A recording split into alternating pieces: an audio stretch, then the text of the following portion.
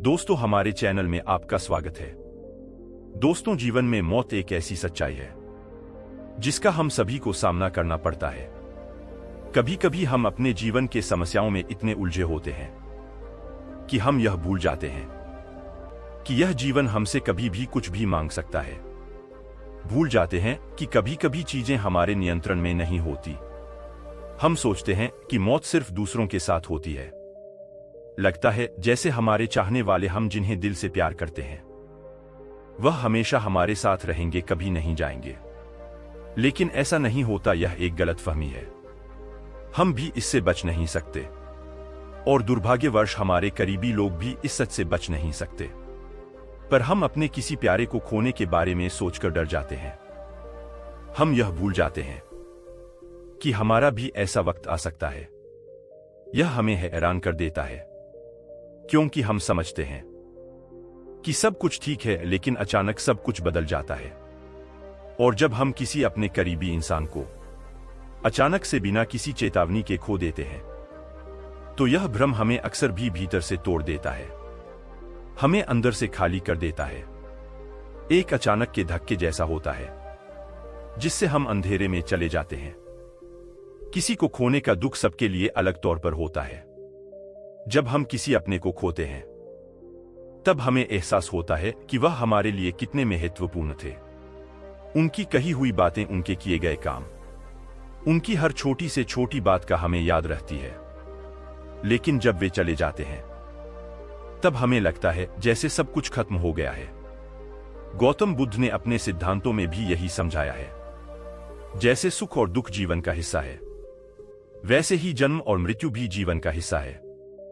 लेकिन दुखों से घिरे रहने वाले इंसान को यह जीवन नर्क लगने लगता है। उसे लगता है कि यह धरती ही नर्क है।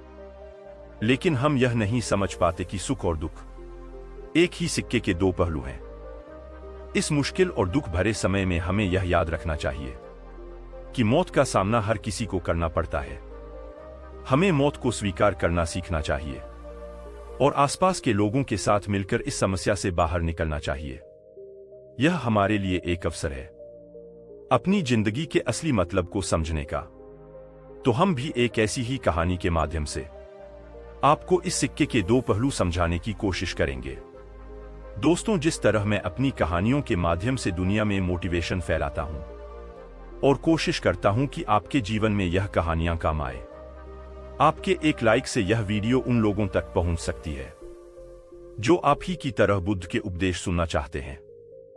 तो अभी लाइक करें। चलिए बिना किसी देरी के आगे बढ़ते हैं और कहानी शुरू करते हैं। एक बार गौतम बुद्ध एक नगर से गुजर रहे थे। बुद्ध उस गांव में भिक्षा लेने गए थे।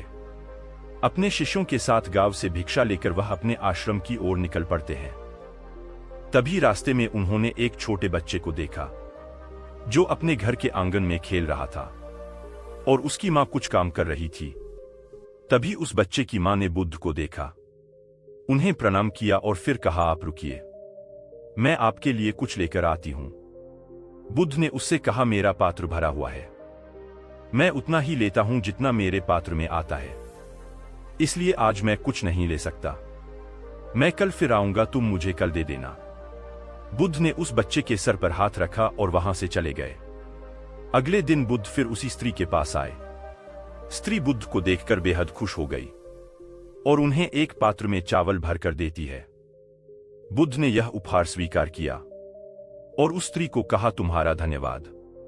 ऐसे ही कई दिन बीत गए। जब भी बुद्ध उस गांव में जाते, वह स्त्री हमेशा उन्हें भिक्षा में कुछ ना कुछ जरूर देती।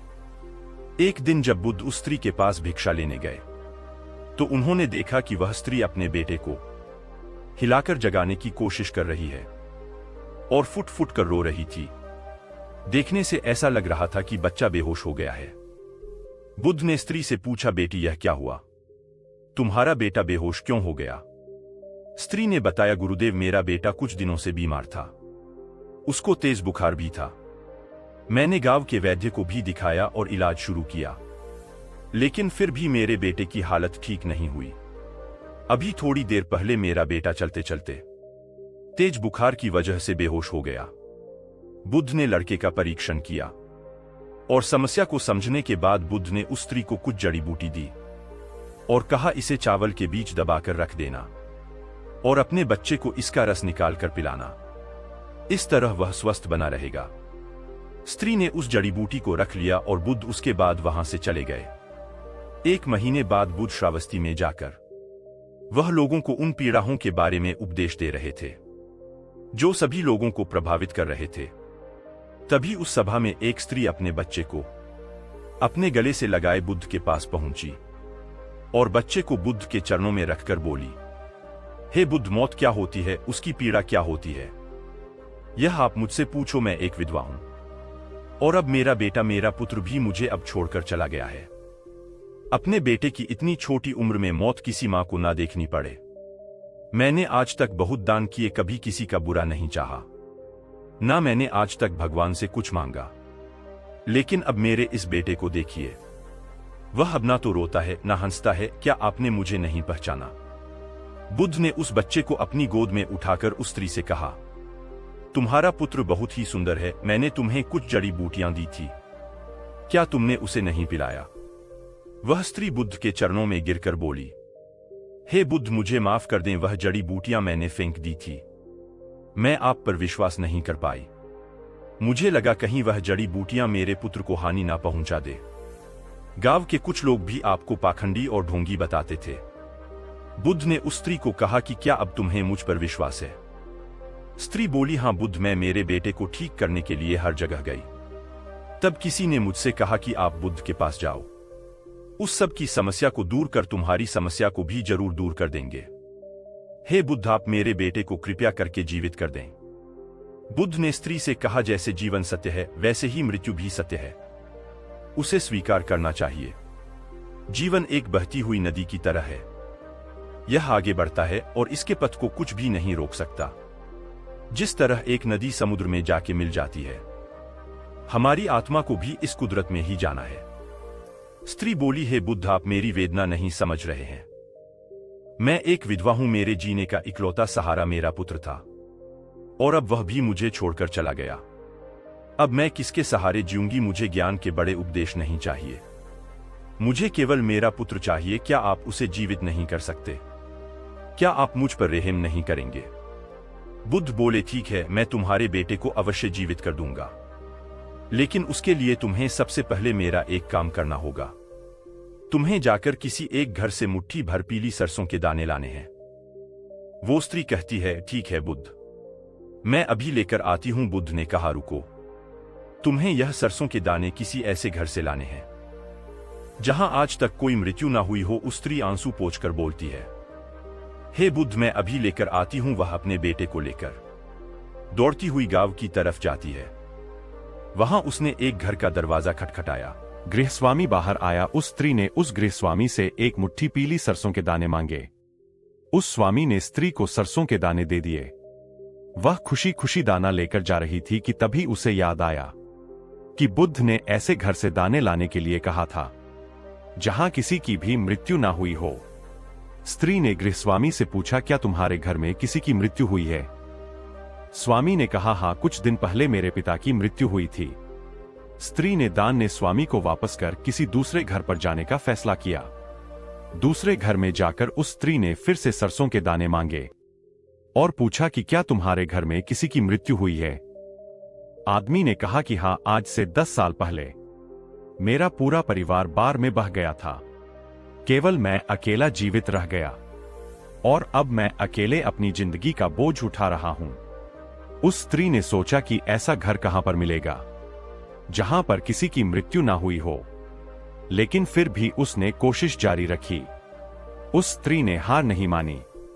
वह पूरे दिन सुबह से शाम तक पूरे गांव में घूमती रही, लेकिन उसे कोई भी ऐसा घर नहीं मिला जहां किसी की मृत्यु ना हुई हो। वह स्त्री रोते रोते अपने बेटे को गले से लगाकर बुद्ध के पास जा रही थी। तभी उसे रास्ते में एक शमशान घाट दिखा। उसने वहां जाकर अपने बेटे के लिए एक गड्ढा खोदना शुरू कर दिया। वह गड्ढा खोती जा रही थी और रोती जा रही थी। उसके बाद उसने काफी देर तक अपने बेटे को निहारा और उसका माथा चूमते हुए उसने फिर उसी गड्ढे में अपने बेटे को दफन कर दिया और अपने आंसू पोंछकर बुद्ध के पास आ गई। बुद्ध उसी सभा में स्त्री का इंतजार कर रहे थे। वह बुद्ध के चरणों में गिरकर रोने लगी। उसके आंसू रुकने का नाम नहीं ले रहे थे। वह बस रोती जा रही थी जिसे जीवन मिला है। उसे मृत्यु भी अवश्य मिलेगी, चाहे राजा हो या रंग युवा हो या कोई वृद्ध, मृत्यु सभी को आनी है। लेकिन अब तुम उसके अगले सफर के लिए उसे विदा करना होगा। वह स्त्री बुद्ध से बोली, हे बुद्ध, आप सच कहते हैं। पहले मुझे ऐसा लग रहा था कि मृत्यु का दर्द केवल मेरे अंदर ही है, लेकिन फिर मैंने देखा कि दुनिया में लोग मुझसे भी ज्यादा पीड़ा और दुख का अनुभव कर रहे हैं। इस पर बुद्ध कहते हैं, तुम्हारा बेटा कहीं नहीं गया है, वह तुम्हारे आसपास ही है, उसे महसूस करो। यह परम सत्य है। जब तक सृष्टि रहेगी, दुख मनुष्य के साथ साथ चलता रहेगा, और उसका कारण है मनुष्य का खुद के साथ किसी को बांध लेना। और जब तक वह रहेगा तब तक हमें दुख होता रहेगा, और जब तक मोह रहेगा तब तक हमें दुख होता रहेगा। जब कोई वस्तु हमारे पास रहती है तो हमें उसकी कद्र नहीं होती, लेकिन जैसे ही वह हमसे दूर चली जाती है, उसके न होने का एहसास हमारे अंदर गहरी पीड़ा बना देता है और हम दुखी हो जाते हैं। हम जीवन को होश में नहीं जीते, इसीलिए मृत्यु होने पर हम रोते हैं, छटपटाते हैं, लेकिन उसे समझते नहीं हैं। वह स्त्री बुद्ध से कहती है, हे बुद्ध, यह तो सभी को पता है, लेकिन इससे मुक्ति कैसे पाए? बुद्ध ने कहा, मुक्ति के लिए भी विवेक जगाना आवश्यक है। शांत हुए बिना विवेक नहीं जा सकता। जब तुम शांत होकर सोचोगे तब तुम्हें लगेगा कि मृत्यु परम सत्य है। तब तुम्हें लगेगा जैसे जन्म होता है, वैसे ही मृत्यु भी जीवन का परम सत्य है।